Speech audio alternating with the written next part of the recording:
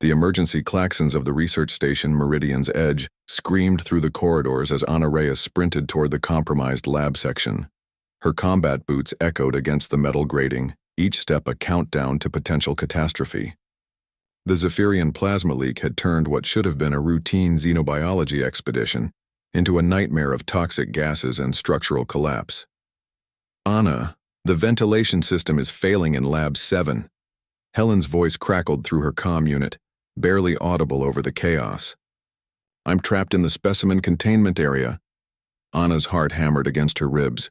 Helen Vasquez, the expedition's lead xenobiologist, had been studying the fox-like Vulpine species they discovered on Taurus Prime when the containment breach occurred. The irony wasn't lost on her. The most brilliant scientist she'd ever worked with, trapped by the very creatures he'd spent months trying to understand. She reached Lab 7 and found the blast doors sealed, their red warning lights pulsing like angry eyes.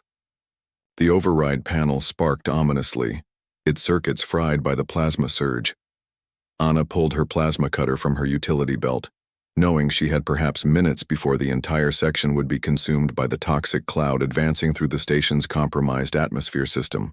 The door yielded to her cutter with a shower of sparks and molten metal. Acrid smoke poured out, stinging her eyes and burning her throat despite her respirator. Through the haze, she could make out Helen's figure hunched near the far wall of the lab, surrounded by what appeared to be a pack of the Vulpines. These weren't the docile specimens she'd seen in the previous reports. The plasma leak had clearly agitated them, their russet fur standing on end, their amber eyes glowing with an almost supernatural intensity.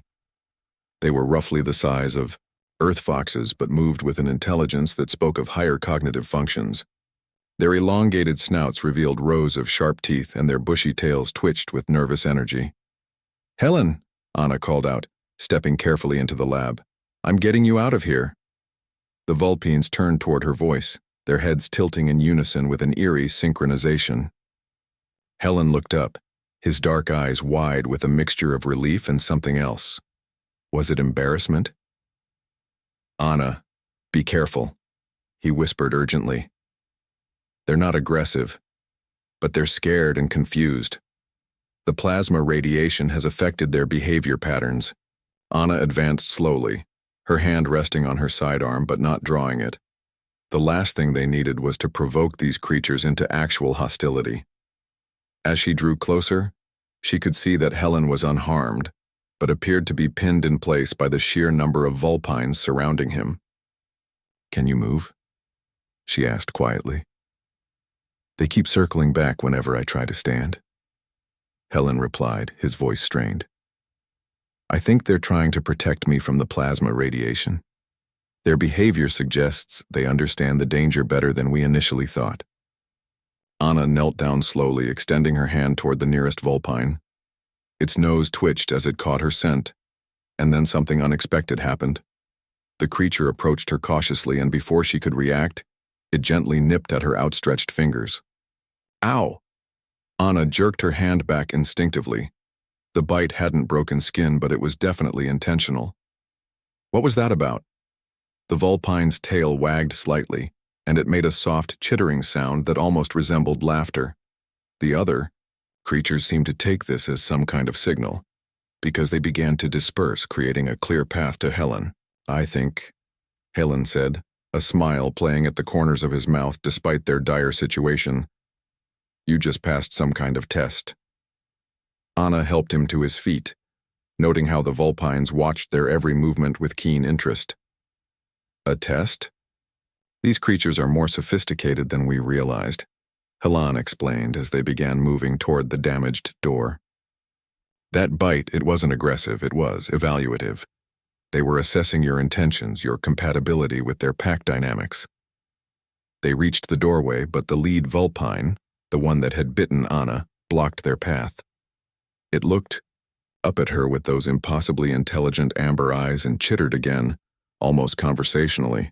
"I think it wants to come with us," Ana said, incredulous. "The radiation levels are increasing," Helen observed, checking his scanner. "We need to move now."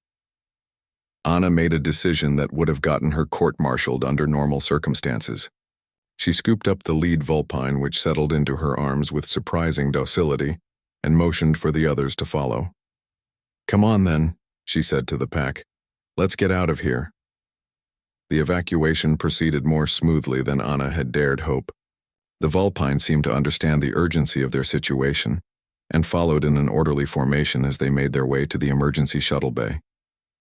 Other crew members stared in amazement as Anna and Helen led what appeared to be a parade of alien creatures through the station's corridors. Once they were safely aboard the rescue ship Constellation, Anna finally had a chance to examine the small puncture wounds on her fingers, where the Vulpine had bitten her. They were barely visible, more like pinpricks than actual bite marks. "You know," she said to Helen as they watched Taurus Prime shrink in the view screen, "in all the excitement back there, I never got a straight answer. Why exactly did your new friend here decide to bite me?" Helen's cheeks reddened slightly, and he avoided her gaze. The Vulpine in question was curled up in Anna's lap, purring like a contented cat. "Well," Helen began hesitantly, "based on my behavioral observations over the past few months, I believe the Vulpines use gentle biting as a form of social bonding.